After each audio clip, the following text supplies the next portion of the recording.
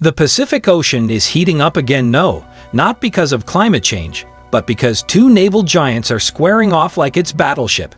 Supercarrier Edition. Once the World War II playground of carrier clashes, it's now the stage for a high-stakes rematch, this time starring the US and China. The Ford class and Fujian are not just big ships, they are floating flexes of national ambition. It's Iron Man versus Dragon Warrior, with jet decks instead of capes. So buckle up, because this isn't just about waves, it's about making them on a global scale. The apex of American naval engineering, introduced under the CEVN 21 program in 2004 and officially entering service in 2017. The United States ship Gerald R. Ford represents the cutting edge of American naval innovation.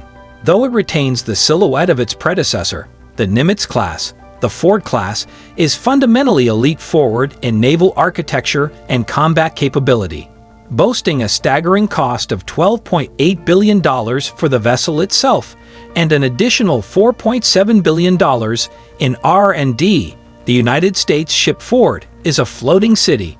With a displacement of 100,000 tons, it stretches 1,106 feet in length, 256 feet in width, and stands 250 feet tall, dimensions that dwarf most land-based buildings and football fields alike. This immense space houses up to 90 aircraft, including cutting-edge fighters like the F-35 Lightning II, Super Hornets, electronic warfare platforms such as the EA-18G Growler, and next-gen drones. Plans for future carriers suggest they might even support over 100 aircraft, including 6th-generation F/A-XX fighters and collaborative combat aircraft. Powering the future, beneath the steel skin of the Ford class, beats a nuclear heart, the A-1B reactor, a twin-engine powerhouse designed by Bechtel. Each reactor cranks out a jaw-dropping 700 megawatts of energy, a 25% boost over its Nimitz-class ancestors. That's enough juice to power a small city, or in this case, a floating fortress brimming with futuristic tech. From launching jets with magnet-powered electromagnetic aircraft launch system to feeding the hunger of next-generation radar systems and drone swarms, this reactor is the ultimate multitasker. Unlike old-school steam beasts, the A-1B is sleek, efficient, and ready for the 21st century. It's not just an engine, it's an energy empire on water.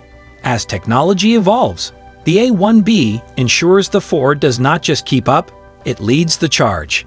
In the battle of the future, power isn't just about firepower, it's about staying switched on. Technological marvels. Forget steam and hiss, welcome to the age of magnet-powered muscle. Electromagnetic Aircraft Launch System. The Electromagnetic Aircraft Launch System trades old-school catapults for smooth, high-tech acceleration using a linear induction motor.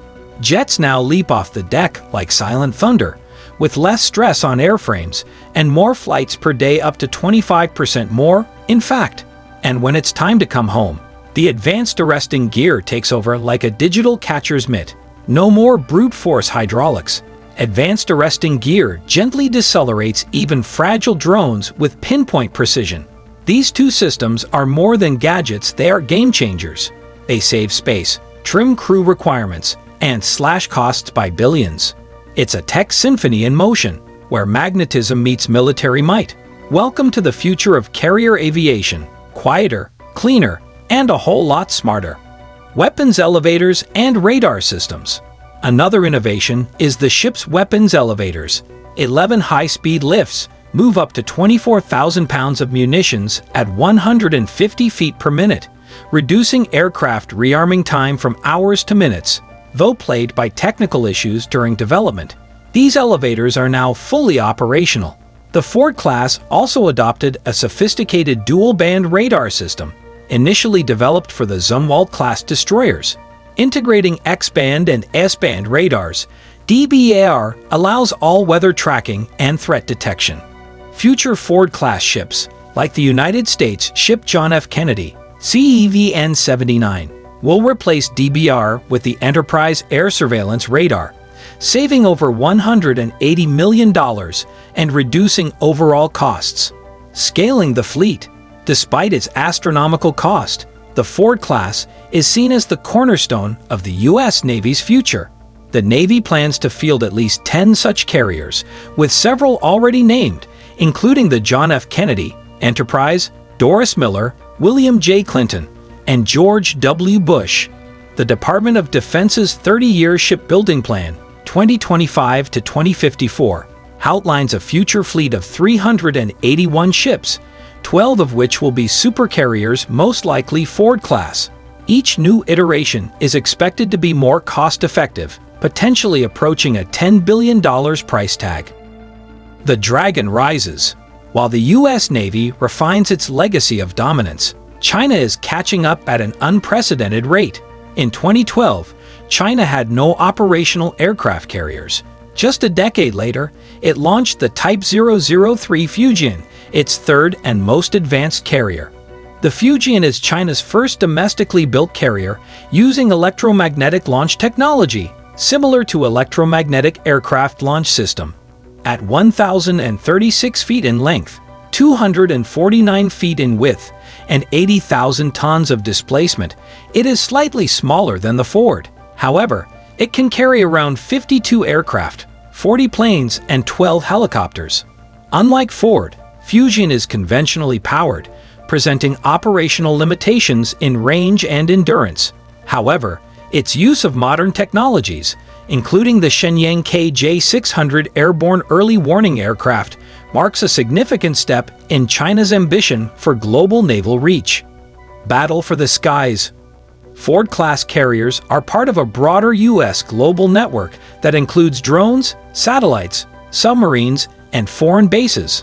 In contrast, China's strategy is more regional. It focuses on securing nearby waters and preventing foreign intervention, particularly around Taiwan and the South China Sea.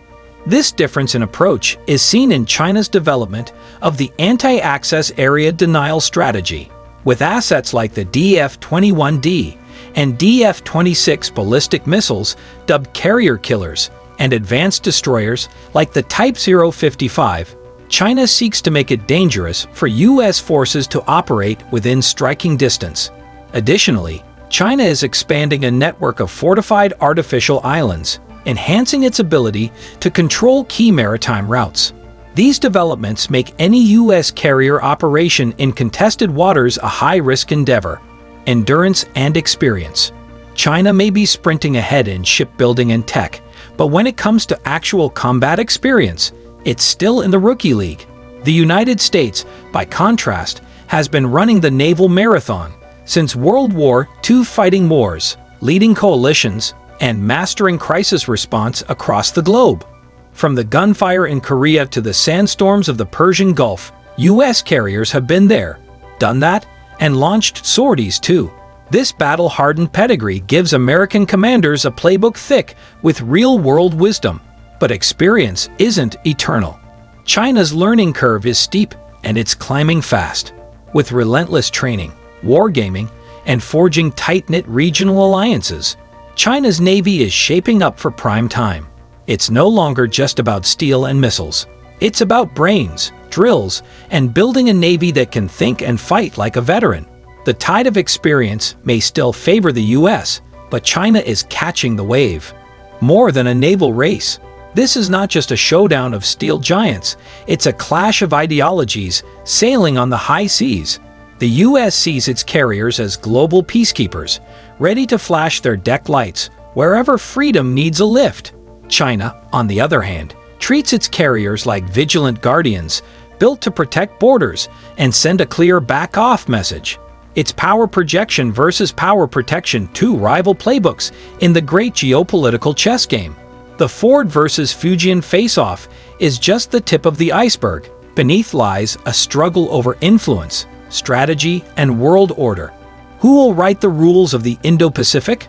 The nation with the flashier ship, or the one that best adapts to a rapidly shifting seascape?